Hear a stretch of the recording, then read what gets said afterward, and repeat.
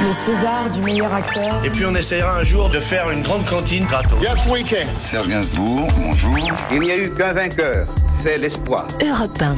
Et à 7h24 sur Europe 1, c'est l'heure du jour. Avec Laure d'Autriche, retour aujourd'hui, Laure, sur le 8 mai 78, lorsque Jacques Messrine, l'ennemi public numéro 1, s'est évadé de la prison de la Santé, alors qu'il purgeait une peine de 20 ans de prison. Oui, ce matin-là, Messrine parvient à dissimuler des armes dans un parloir. Il profite d'un entretien avec l'un de ses avocats pour les saisir et récupérer une corde cachée dans le plafond. Un complice asperge le surveillant de gaz lacrymogène. Ils enferment les deux gardiens et c'est le début de la cavale. Des témoins racontent sur Europe 1 ce qu'ils ont vu depuis l'extérieur de la prison. J'étais en voiture, j'attendais pour me garer en face là.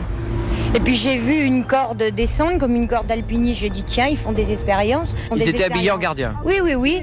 Je les ai vus deux descendre. Pour franchir les murs, ils utilisent des échelles laissées dans la cour par les ouvriers et ils atteignent l'enceinte extérieure. Puis ils interceptent une voiture dans le 14e arrondissement de Paris. Ils ont dit au monsieur, si vous voulez pas qu'on vous fasse du mal, dégagez de la voiture. Et puis le monsieur a laissé la voiture.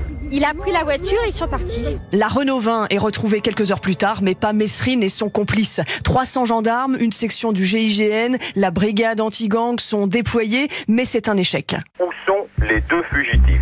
Toujours cachés dans la forêt, qui est profonde et très dense, ou encore dans une résidence secondaire inoccupée. Messrine est un truand capable de tout, peut-on lire à la une de France Soir ce jour-là. Il est surnommé l'homme aux 1000 visages, tant son apparence change lors de ses cavales. Alors, Messrine a-t-il réussi cette nouvelle cavale? Il suffit d'attendre, car il est tout à fait dans son personnage de le faire savoir très vite.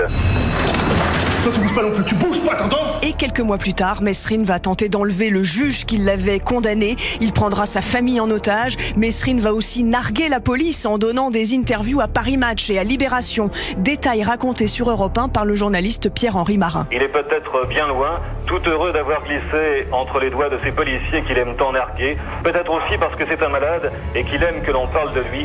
Il aime beaucoup avoir sa photo dans le journal. La cavale de Messrine s'achèvera 1 an et demi après son évasion en novembre 79 à Paris. Au volant de sa voiture, aux côtés de sa compagne, Messrine meurt sous les balles de la police. Merci Laure d'Autriche et réalisation sonore signée Sébastien Guidis.